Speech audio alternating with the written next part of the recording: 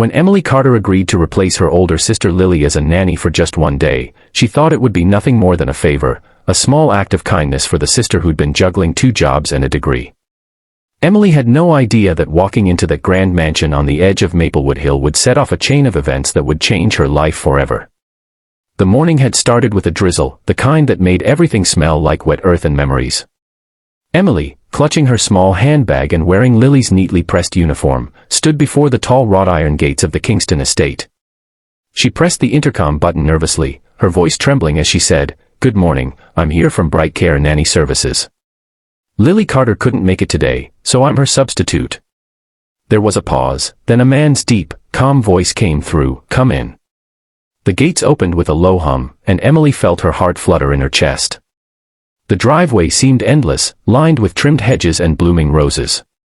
The house that awaited her looked less like a home and more like something out of a dream, white columns, glass walls, and a balcony overlooking the misty hills.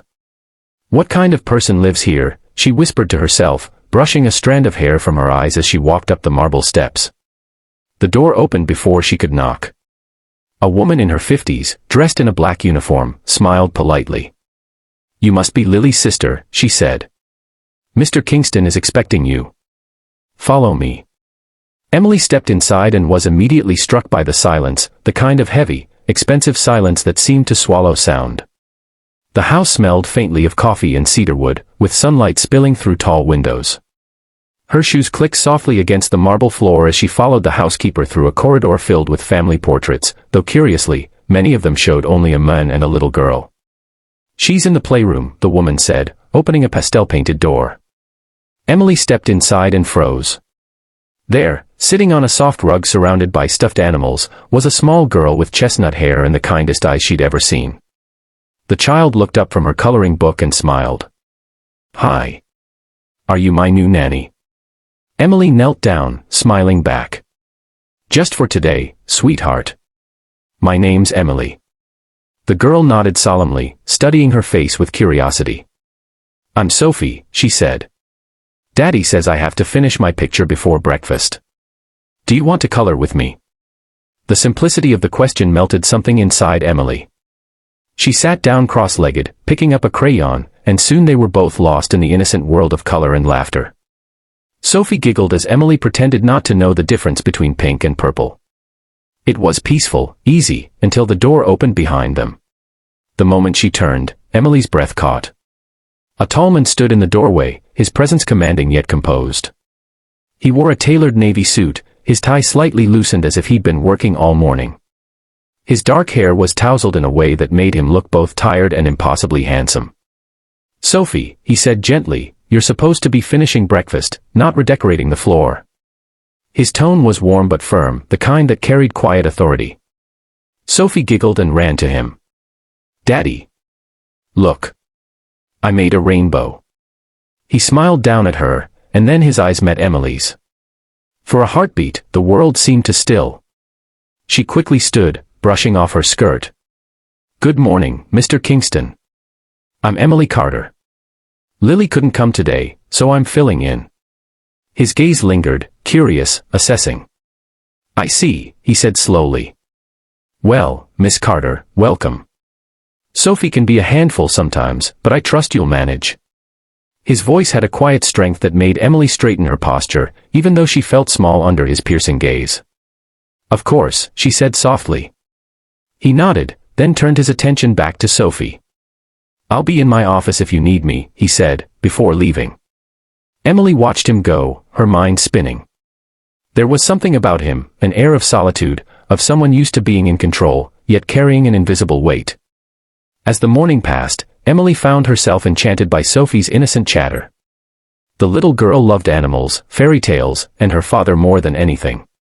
"Daddy works a lot," Sophie confided, whispering like it was a secret. "But he always tucks me in and tells me stories about Mommy." Emily smiled gently, though curiosity sparked inside her. "Your mom sounds lovely."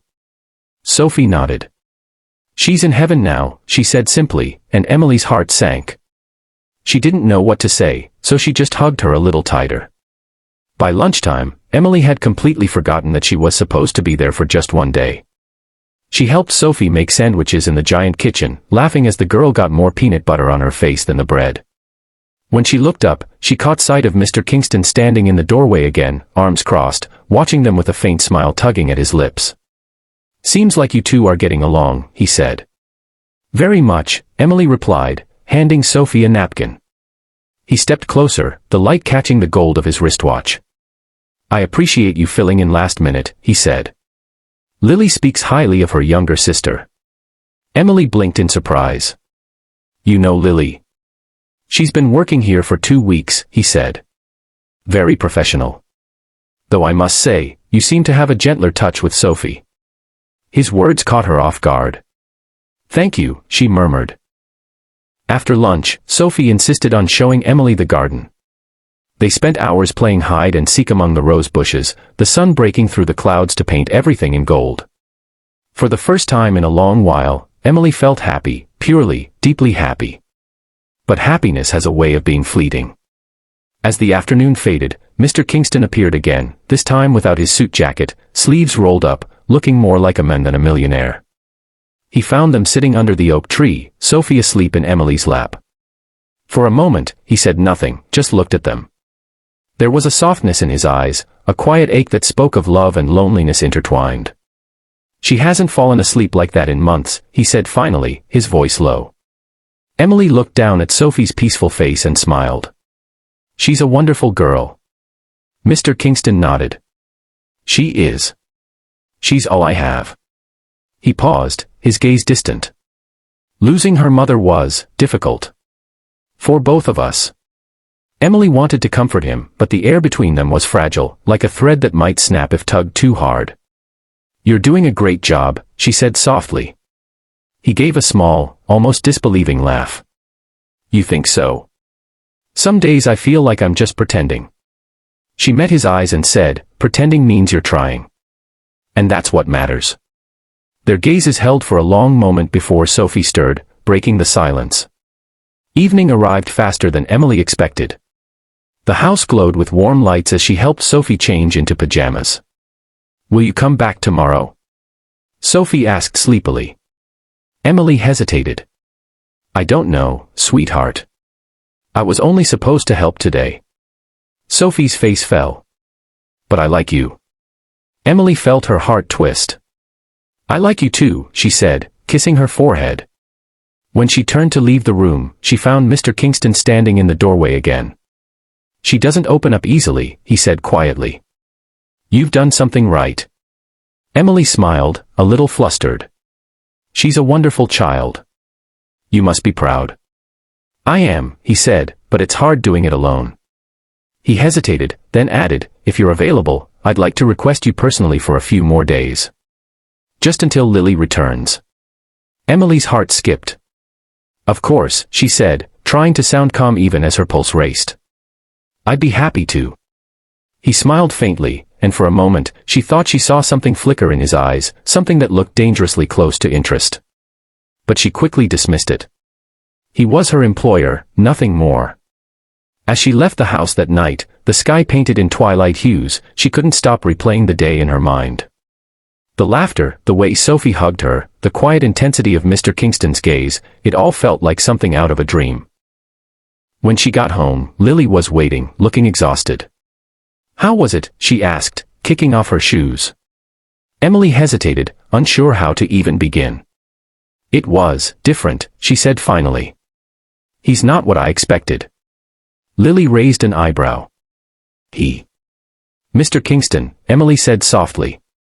"He's kind. Reserved. And his daughter, she's adorable." Lily smiled faintly.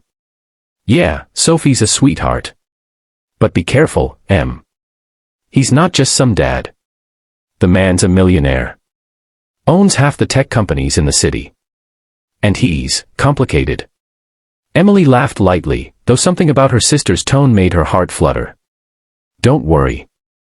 I'm just helping out. One more day, maybe 2. But deep down, Emily felt something shift. She couldn't explain it, but she knew her life had taken a turn that day. What started as a favor was becoming something else, something she wasn't ready to name. As she drifted off to sleep that night, Her mind kept returning to the way Mr. Kingston looked at her in the garden, the softness in his eyes, and the unspoken story that seemed to linger behind his calm exterior. Little did she know, the man she thought she was just helping for a day was about to pull her into a world of secrets, heartbreak, and unexpected love. And by the time she realized who he truly was, and what he was hiding, it would be too late to turn back.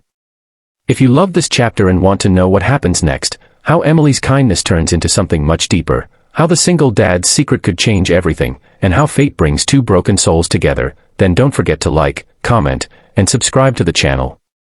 Your support keeps these stories alive and helps us bring more emotional, inspiring tales straight to you. Stay tuned for Chapter 2, when secrets begin to unfold.